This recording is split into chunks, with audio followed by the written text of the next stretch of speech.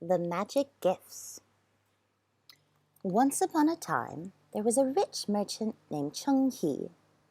He lived in a grand house in Korea with his 3 sons, Bong, Yong, and Jin.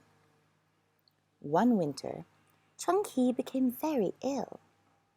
Fearing the worst, he gathered his sons to his bedside. "When I'm gone," he croaked, "promise that you'll share my fortune equally between you." "Of course, father," replied the 3 boys. A few weeks later, Chung Hee died. "Now we must divide father's fortune," declared Bong. "I'm the eldest, so I should have the biggest share."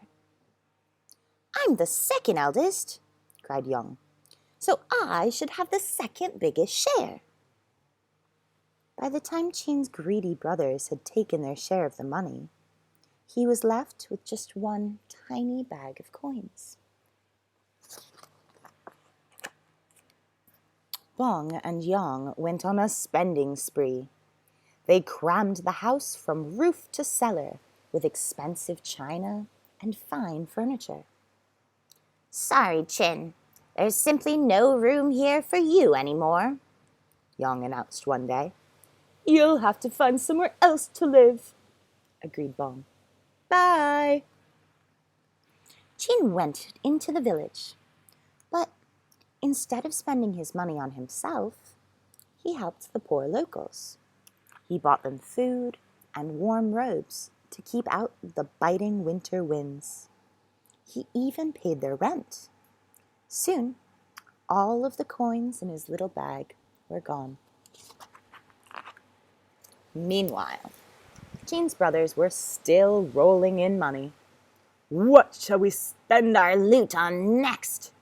asked Bong, fanning himself with a wad of cash. "We need a bigger house for a start," said Yang. The pair moved into a magnificent new home. "It's fit for an emperor," said Yang. Bong grinned. "Let's dress like emperors then." They had the best tailors make them robes of smooth silk and rich velvet. "Now we need some sparkle," said Yang. So they decorated their new clothes with glittering rings and dazzling necklaces. The pair were showing off their new outfits in the village when they stumbled across Jin, wandering along the road. His clothes were worn and his face was dirty. "We can't let people see our brother looking so scruffy," whispered Bong. Yang agreed. "You're making us look bad, Jin," he said. "It's embarrassing. You'll have to leave." Jin trudged sadly out of the village and into the forest. It was an eerie, creepy place where the trees were carved with strange faces. Emerging from the forest, Chin saw a river. He was cooling his feet in the water when an elderly monk appeared. "Can you help me across?" he panted. "The bridge has broken." "Okay," said Chin.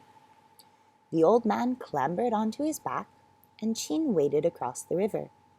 "Could you carry me home?" asked the monk faintly. "It's a long way for an old man with a heavy load." Chin felt sorry for the monk, so he took him all the way to his house, high up on a mountain. When the monk discovered that Chin was penniless, he invited him to stay. In return, Chin helped around the house. He swept the floors, mended the monk's clothes when they became worn, and copied out the monk's books in big letters so he could read them more easily. After Chin had been with the monk for 6 weeks, the old man decided he should return home. "Please take this reward for your kindness," he said. And he handed Chin an old straw mat, a wooden spoon, and a pair of chopsticks. "You'll find them useful," he added with a grin.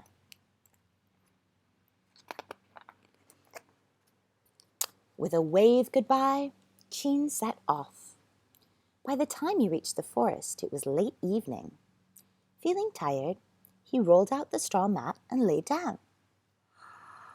"I wish I had a nice comfy bed to sleep in," he murmured as he drifted off to sleep.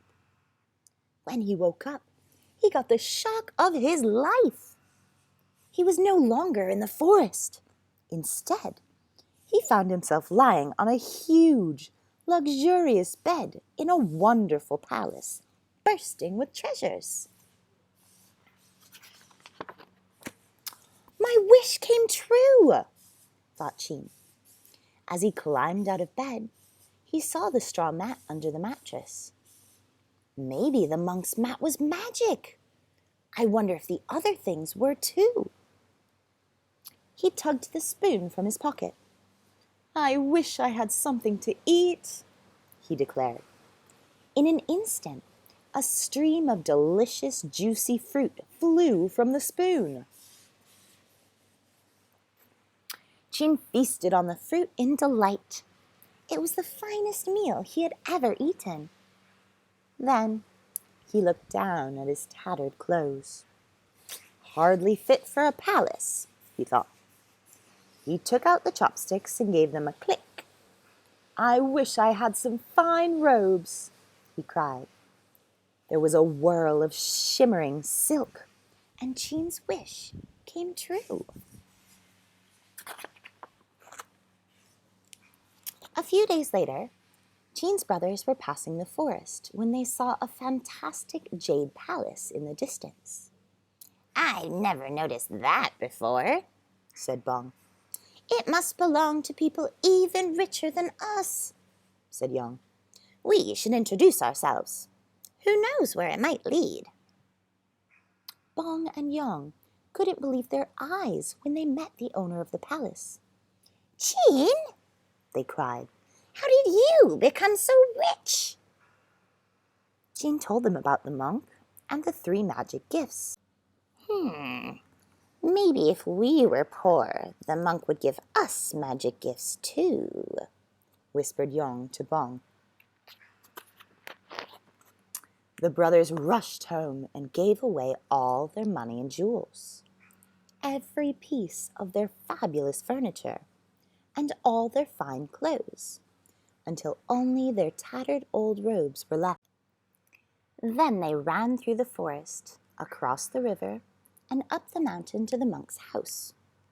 But the old man wasn't there. "I expect he'll be back soon," said Yang. "Yes, it'll be worth the wait," agreed Bong. And so they waited, and waited, and waited. The hours turned to days. The days turned to weeks. The weeks turned to a year. At last, threadbare and starving, the 2 brothers gave up and staggered back to Chin's palace. "I don't suppose Chin will take us in after we were so mean to him," sighed Bong, full of shame. But Chin welcomed them back with open arms. "I forgive you both," said Chin with a smile.